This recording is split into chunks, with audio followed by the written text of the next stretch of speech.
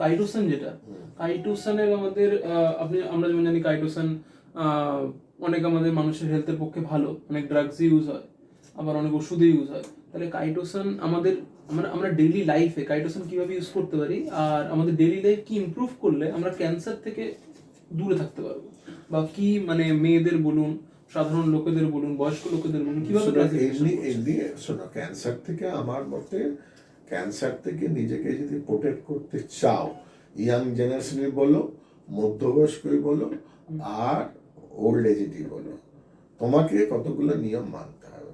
প্রথম আমি বলি লাইফস্টাইল ডিজাইন তোমাকে চেঞ্জ করতে হবে, লাইফস্টাইল।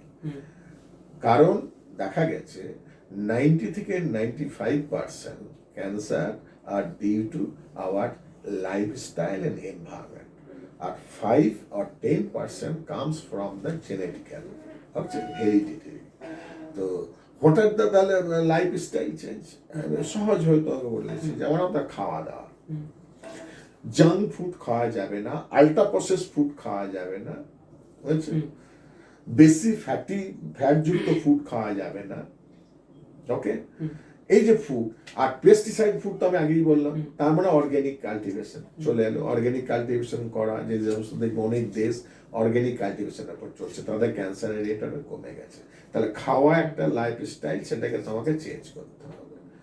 এখন দেখবো অধিকাংশই ছাত্ররা বা ইয়েরা ওই প্রিপেয়ার্ড ফুড খাচ্ছে, জাঙ্ক ফুড, কিন্তু এগুলো খুবই ডেঞ্জারাস। আর একটা জিনিস আমরা আমাদের গবেষণায় দেখেছি, ধরো প্রিজার্ভ ফুড যদি বেশি খাওয়া হয় না, ওই প্রিজারভেটিভ গুলো কি করে জানো তো, আমাদের জিনোটক্সিসিটি করে। এটা আমার আবার নিজস্ব গবেষণা আছে।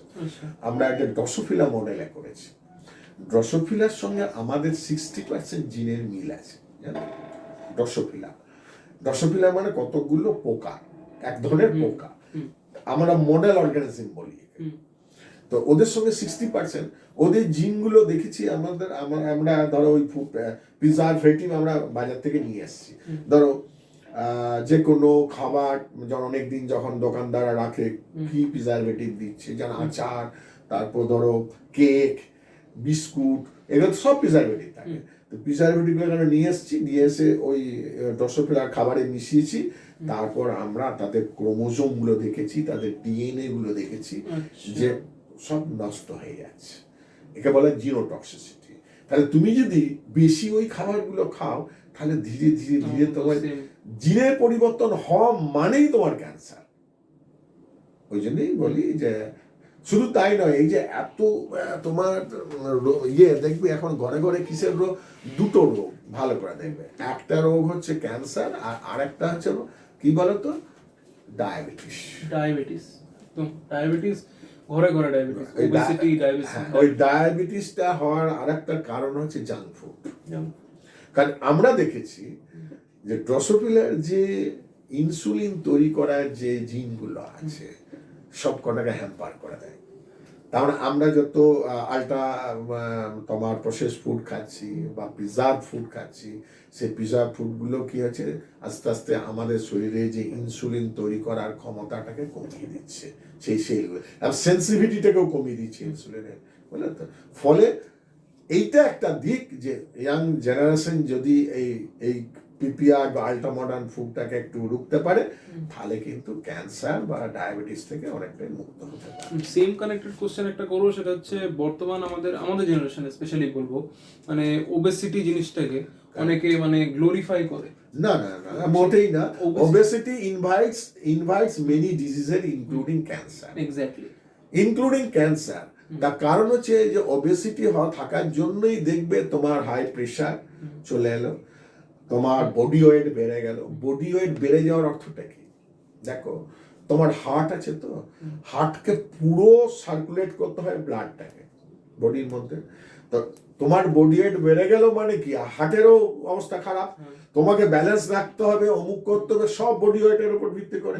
তাহলে তোমার বোনের অবস্থা খারাপ, হার্টেরও অবস্থা খারাপ, প্লাস এই যে তোমার যে ইমিউনিটিটা, দেখা যাচ্ছে যারা বডি ওয়েট বেশি, তাদের আবার ইমিউনিটিটা কম, কারণ ইমিউনো সেলগুলো তখন কম অ্যাক্টিভ থাকে। তার জন্য দেখা ওবেস পার্সনদের ক্যান্সার বেশি। এই জন্য মাথা ব্যথা, যে বডি ওয়েট কমা। সেম সেম যেমন ওবেসিটিতে এই সমস্যাগুলো আপনি বললেন, সেরাম এখন বর্তমানে যেগুলো আমরা জিমের ট্রেন্ড দেখতে পাই, তাতে অনেকে হয় কি বডি ফ্যাট পার্সেন্টেজ 10-এর নিচে, যেটা অনেক ডেঞ্জারাস মনে হয়, 10-এর নিচে চলে আসে, ওরা ভাবে সেটা গ্লোরিফাই ভালো।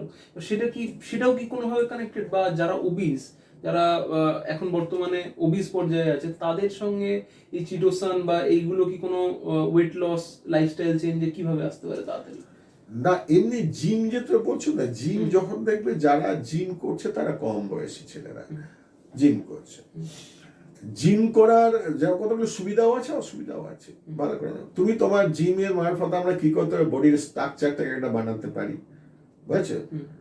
যে ফ্যাটলেস, তুমি বললে ফ্যাটলেস করছি, ফ্যাটেরও কিন্তু প্রয়োজন আছে, কারণ দেখা গেছে কিছু ফ্যাটি অ্যাসিড যেগুলো রয়েছে, বলে ইসেন্সিয়াল ফ্যাটি অ্যাসিড, সেগুলো খুব না থাকলেও মুশকিল আছে, এক নাম্বার।